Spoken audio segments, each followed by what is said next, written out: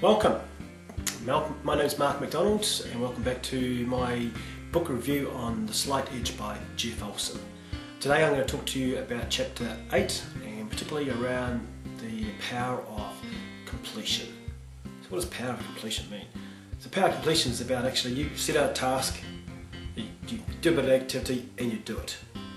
And the sense of reward of when you actually achieve that piece of work is, I don't know about you, brings a bit of self-satisfaction to myself. You go, being able to tick that off is very, very powerful. Now when you set a plan for what you want to achieve in your business, you need to go from A to B. Now, it depends on how big A to B is. A to B could take 5 to 10 years, or A to B could take 2 to 3 days, or it could take an hour. As long as you've got some key milestones to get to your plan, you can start celebrating those. So you just got to think about the levels. Don't think about your plan is, oh, my plan is to get, say, financial freedom, or to conquer the moon, or get to the moon. Well, that's a huge challenge. But there's small steps you can do along the way. And this is where the power of completion came with me, with my business. When I was setting up a online business, becoming a internet entrepreneur, what I did was I set up a goal about getting financial freedom. But I knew that there was a journey. So what I needed to do before that was actually set some key milestones. And at the start, it was really about learning the whole world about internet. And that was all new to me. Quite challenging, quite exciting, very invigorating. But you go through this emotional curve of going, yes, this is all exciting, I can't wait.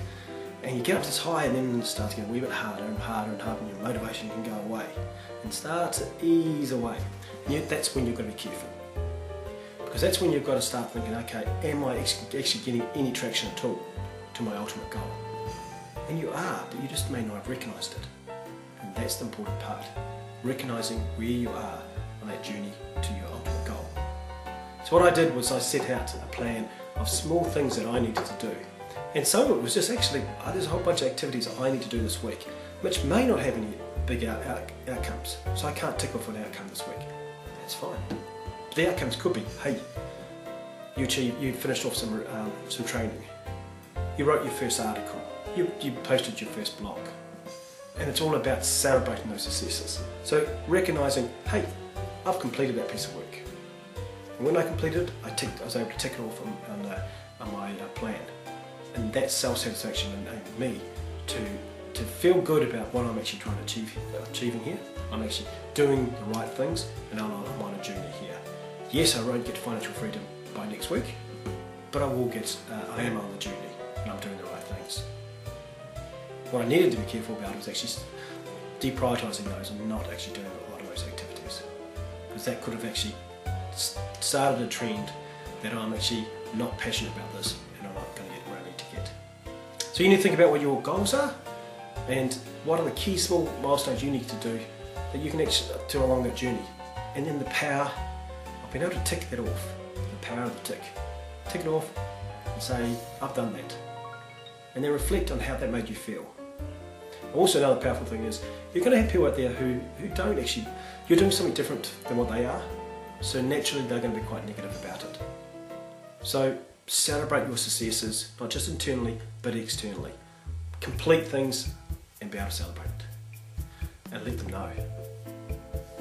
The power of completion, it is very powerful for you to be able to succeed in your business.